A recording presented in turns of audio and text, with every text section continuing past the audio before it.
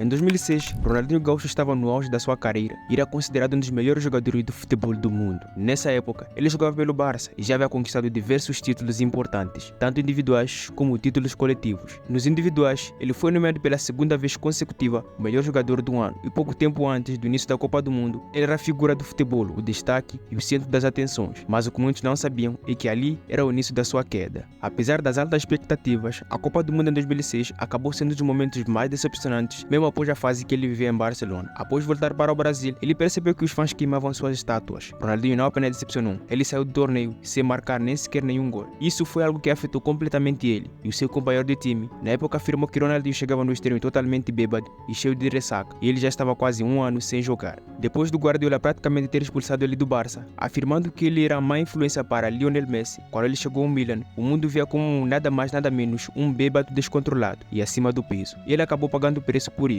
E 2 anos depois de chegar à Itália, ele já se tornou o maior artilheiro do AC Milan. Ele era o maior distribuidor de assistências em todo o país e estava com uma média de um gol a cada 98 minutos. E já no Brasil, as pesquisas indicavam que cerca de 89% da população queria que ele estivesse na Copa do Mundo em 2010, o que era muito pouco provável após a exibição dele em 2006. Ele havia perdido completamente a confiança da torcida e muitos acreditavam que ali era o fim da carreira dele, mas foi aí onde muitos estavam totalmente enganados. Depois de mais de 6 meses, com 34 anos de idade nessa época, ele afirmou que faria tudo o que pudesse para chegar à Copa do Mundo em 2014 e com sua reputação completamente destruída na Europa, o primeiro passo era voltar para o Brasil. Ele só precisava descobrir para qual clube seria exatamente. Todos pensavam que ele voltaria para o Grêmio, onde tudo praticamente começou, até porque os dirigentes do Grêmio fizeram tudo para que ele voltasse ao clube, mas quando o Flamengo apareceu com uma oferta milionária, fez com que Ronaldinho voltasse atrás sem pensar 2 vezes. Isso frustrou completamente a diretoria do Grêmio. E o mais incrível dessa oferta do Flamengo é que uma das cláusulas permitia que ele festejasse 2 noites por semana. Isso de fato atraiu o bruxo. Ele fechou o contrato com o Flamengo e Rio de Janeiro foi completamente ao delírio. O Flamengo naquela época era supostamente o rei do Brasil, com mais de 2 campeonatos nacionais do que qualquer outro clube, mas apenas um ano anterior eles terminariam a 2 pontos de rebaixamento e o homem foi o salvador deles. Quando ele chegou ao clube, ele virou dono, ele se tornou capitão, cobrador de escanteios, cobrador de faltas, ele praticamente era tudo, só faltava ser o presidente. 9 jogos depois, Ronaldinho já estava marcando o primeiro gol decisivo na Taça Guanabara, e isso o que se chama verdadeiro impacto instantâneo. E isso o que foi um problema. Durante todos esses meses, ele sempre estava em boates nas noites, afinal de contas, ninguém podia impedi-lo, porque estava tudo estipulado no contrato, mas os fãs ficavam completamente saturados por esse comportamento, que decidiram criar uma gremiação de fãs, com o intuito de fazer denúncias toda vez que eles vissem o Ronaldinho em uma boate. Mas naquela época, ele jogava bem. Em 13 partidas, ele marcou 12 golos, deu mais de 5 assistências e levou o Flamengo a uma jornada de sequência invicta. O que mais marcou o percurso do Ronaldinho no Brasil foi no jogo contra o Santos. Ali foi o puro entretenimento entre o Neymar e o Ronaldinho. Um jogo onde Neymar fez um dos gols mais bonitos e ganhou o famoso prêmio Puskás, e Ronaldinho fez um hat-trick naquela grande noite de um grande jogo. Uma noite quase inesquecível para o bruxo. O Flamengo estava na liderança do campeonato. Ele só ganharia um campeonato nacional uma vez nos últimos 19 anos. Em meio de tudo isso, os problemas começaram a surgir. A única razão pela qual o Flamengo conseguiu fazer aquela oferta milionária ao Ronaldinho foi que eles fizeram um acordo com uma agência de marketing esportivo chamada Traffic. Mas aí que surge os conflitos entre as partes. Uma das partes insistindo que a outra parte não queria cumprir com o acordo. A agência parou de pagar o Ronaldinho e sua excelente forma simplesmente evaporou de forma instantânea, que levou o Flamengo numa sequência de 16 partidas, apenas 4 vitórias, caindo para o 4º lugar. E a torcida gremista simplesmente adorava aquele cenário que o clube e o Ronaldinho viviam e zombavam dele, alegando que ele era mercenário. E pior ainda, foi quando o Grêmio venceu o Flamengo. Mas mesmo assim, o Ronaldinho terminou como artilheiro de seu time, mas ele ainda não recebia seu salário e ficava ainda mais fácil dele abandonar o clube. A diretoria, insistindo que encontrar uma maneira de pagar o Ronaldinho com seu próprio bolso, ele ficou por mais uma temporada. Mas mesmo tendo recuperado da sua excelente forma, garantindo uma vaga na Libertadores com um gol e uma assistência após derrota na primeira partida e sendo líder de assistências apenas 5 meses depois do início da temporada, aí surge outro problema. O irmão do Ronaldinho, que era o agente dele na época, entrou uma das lojas do clube, pegou cerca de 40 camisas e tentou ir embora sem nem sequer pagar, afirmando que o clube não conseguia pagar o irmão dele, então ele não pagaria também por aquelas 40 camisas. Foi daí que Ronaldinho rescindiu seu contrato com o Flamengo, por conta da dívida que o clube tinha com ele, e essa decisão culminou com um embate jurídico, onde Ronaldinho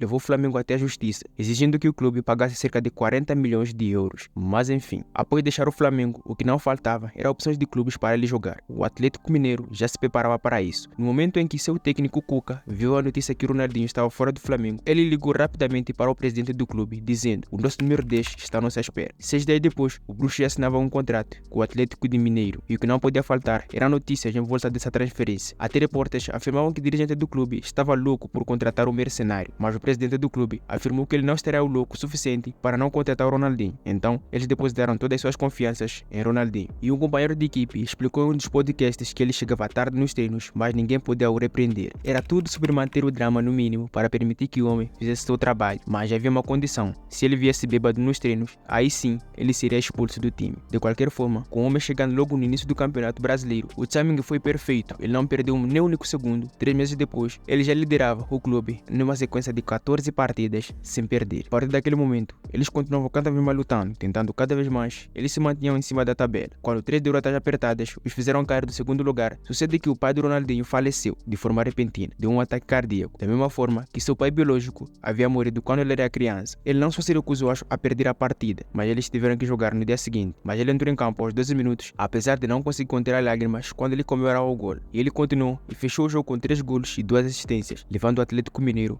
a sua maior vitória do Campeonato Brasileiro. Terminou a temporada com 11 golos em 9 partidas, mas por mais que tenha tentado, eles ainda ficaram a 5 pontos atrás do título. No entanto, houve 2 pontos positivos claros. Em primeiro lugar, Ronaldinho ganhou a bola de ouro, sendo eleito o melhor jogador do país. E o mais importante, esse segundo lugar significava que eles haviam garantido a qualificação para a Copa Libertadores. E tudo isso somado fez com que ele voltasse à seleção. Então, no ano seguinte, com a lenda do Atlético Mineiro, Diego Tardelli, Gilberto Silva de volta ao clube, era hora de ir além. E a estratégia era simples: descansar o Ronaldinho no Campeonato Nacional e somente utilizá-lo na Copa Libertadores. Sinceramente, foi a jogada de mestre. E na Libertadores, o Ronaldinho fez parecer que tudo era fácil. Foi praticamente o principal protagonista do time. Após a incrível campanha dele na Libertadores e no Brasileirão, e mais uma vez, ele apareceu no acampamento do time, no meio da noite, bêbado, ouvindo música e um alto-falante portátil. Quando os jogadores acordaram no dia seguinte, o presidente já havia mandado ele embora. Foi quase o final mais anticlimático de todos os tempos. Mas então, os jogadores perceberam que ele já estava embarcando em um avião para o Rio de Janeiro. Entraram em um carro, correram até o aeroporto e levaram de volta ao centro de treinamento. Após uma longa reunião de equipe,